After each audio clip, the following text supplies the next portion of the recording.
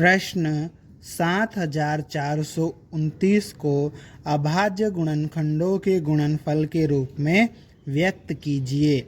इस प्रश्न में हमें 7429 के अभाज्य गुणनखंड ज्ञात करने हैं और 7429 को अभाज्य गुणनखंडों के गुणनफल के रूप में लिखना है। ठीक है, तो इस प्रश्न को हल करने के लिए लिखेंगे हम हल और इस तरह से लाइन खींच लेंगे।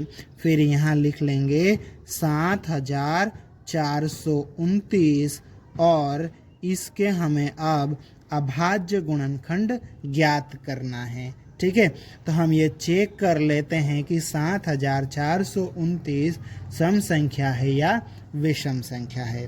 पहले हम ये जान लेते हैं सम संख्याएं क्या होती है और विषम संख्याएं क्या होती है। वे संख्याएं जिनका इकाई अंक 2, 4, 6, 8, 0 होता है वे सम संख्याएं कहलाती है और वो वाली संख्याएं जिनका इकाई अंक 1, 3, 5, 7, 9 होता है विषम संख्याएं कहलाती है।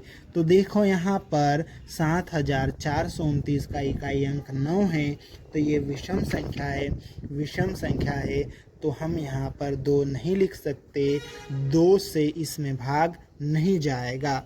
तो 2 के अलावा हम बाकी जो अभाज्य संख्याएं हैं जैसे 3, 5, 7, 11, 13, 17 इस तरह से आगे की जो भी अभाज्य संख्या है उनसे हम भाग लगाकर चेक करेंगे कि इसमें भाग जा रहा है या नहीं, ये पूरी तरह से विभाजित हो रहा है या नहीं, ये चेक करेंगे।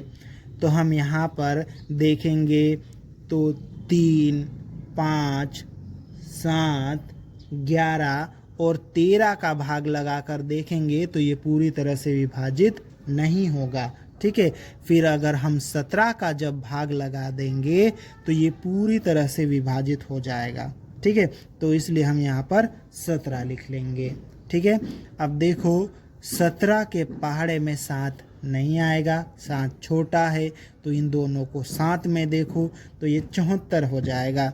17 के पहाड़े में 74 भी नहीं आता है, तो कितना आता है 68 आता है। 17 के पहाड़े में कितना आता है 68 और कितनी बार में 4 बार में आता है। ठीक है, तो 74 में से 68 घटा देंगे तो कितना बच जाएगा, अपने पास में 6 बच जाएगा। तो 6 यहाँ पे आगे आ जाएगा। तो इस तरह से ये कितना बन जाएगा 62।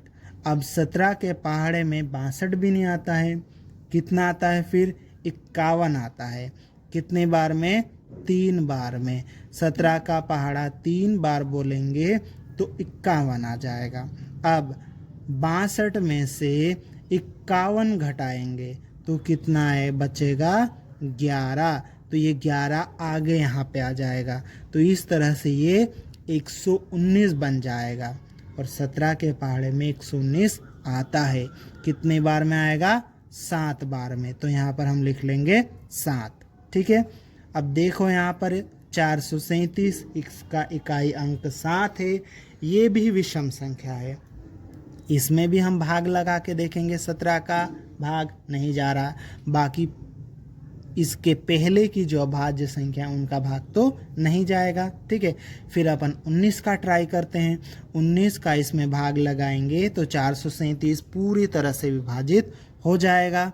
तो यहाँ पर हम लिख देंगे 19। ठीक है, अब देखो 19 के पहाड़े में 4 नहीं आता है, 4 छोटी संख्या है, तो इन दोनों को ले लो तो ये 43 हो जाएगा। 19 के पहाड़े में 43 भी नहीं आता है, कितना आता है 38 आता है। कितनी बार में आएगा 2 बार में 38 आ जाएगा।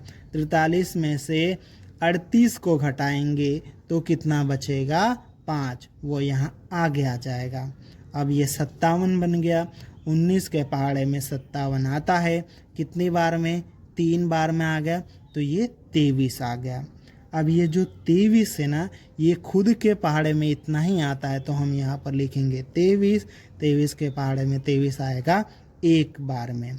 अब क्या करेंगे, यहाँ पर लिख लेंगे 7429 बराबर, ये जो अभाज्य गुणनखंड है ना, इनको यहाँ पर लिख लेते हैं 17 गुणित 19 गुणित 23। अब ये बराबर के नीचे बराबर का चिन्ह लगा लेते हैं। 17 कितनी बार आया है? एक बार, तो 17 की घात 1 गुणित 19 कितनी बार आया है? एक बार, तो 19 की घात 1 गुणित 23 कितनी बार आया है? एक बार, 23 की घात 1। इस तरह से 7429 के अभाज्य गुणनखंड ये हो जाएंगे। और हमने यहाँ पर 7429 को अभाज्य गुणनखंड के गुणनफल के रूप में लिख लिया है और ये हमारा उत्तर है।